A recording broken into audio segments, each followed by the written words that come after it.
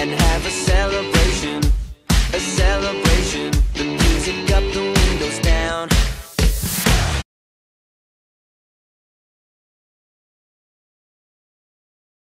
Selamat sore pemirsa, jumpa lagi dengan saya Putri Damayanti. Oke, di sini saya akan berbagi sedikit tips gaya hidup ala anak kosan. Mendengar kata kos-kosan, pasti yang ada di benak kita ada dua macam. Kalau nggak menyenangkan juga menyengsarakan. Dan dua macam ini ada dua versi. Dua versi ini pertama menyenangkan. Mungkin menyenangkan bagi kita yang belum pernah ngerasain ngekos. Mau tahu kenapa? Mungkin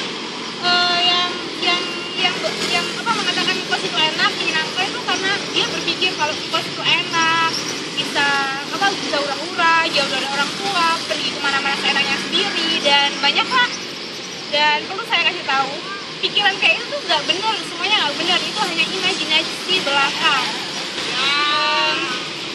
Ini terbukti dari saya sendiri. Kebetulan saya dulu juga pernah berpikiran kayak gitu. Saya pikir kos itu enak lah, gini lah, itulah. Ternyata semuanya nggak benar loh. Dan yang kedua, menyengsarakan. Nah, ini baru benar. Kos itu menyengsarakan, tidak enak sama sekali.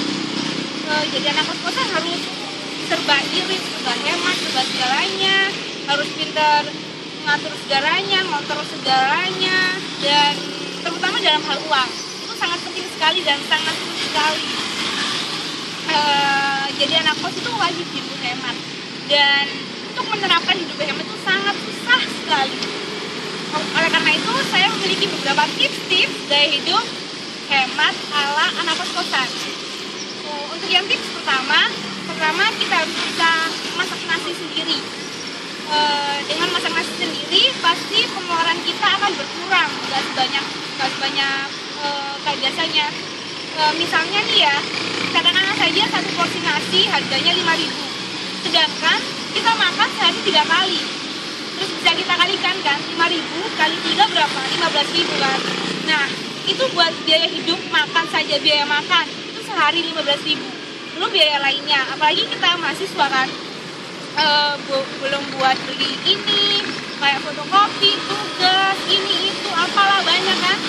Belum lain-lain, itu masih biaya makan sehari 15.000. Coba bayangkan, kalau 15.000 dikalikan sebulan berapa? Wah, belum nggak terhingga kan, banyak banget kan.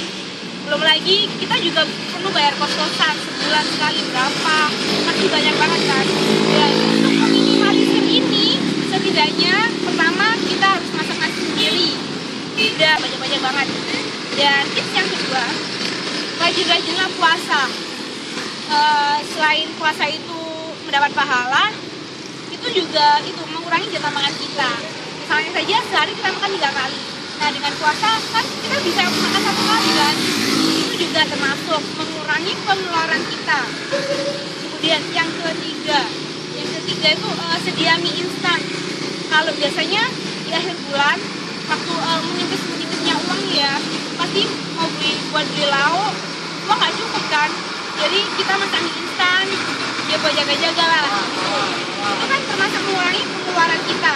Dan yang keempat, harus pandai-pandai memilih teman. Maksudnya gimana ya? Gak harus milih teman yang kaya, yang gini, yang itu, enggak. Pertama maksudnya tuh milih teman yang sekiranya tuh hidupnya tuh gak terlalu glamor, gak bermewah-mewah, yang sukanya murah-murah, shopping, inilah, itulah. Pokoknya ya, jangan kayak gitulah, jangan aneh-aneh. Kita ingat, kita itu anak kos. Prinsip harus hemat.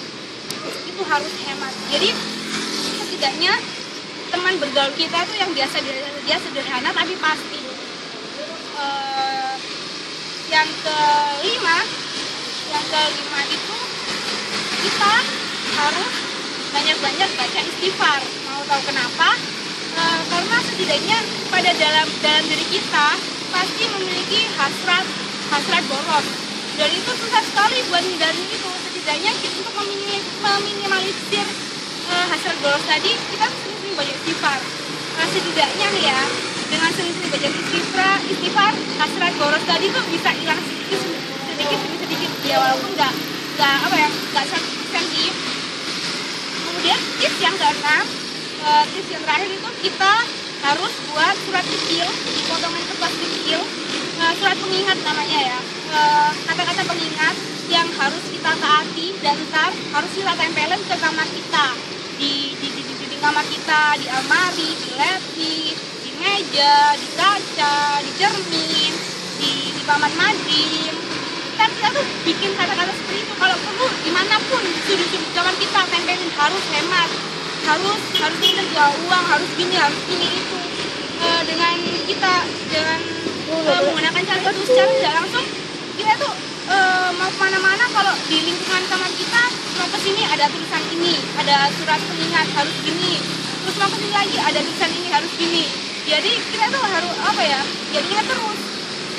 Jadi 6 tips tadi dari saya, gaya hidup hemat ala anak kosan. Pertama tadi saya ulangi lagi, pertama, masak nasi sendiri.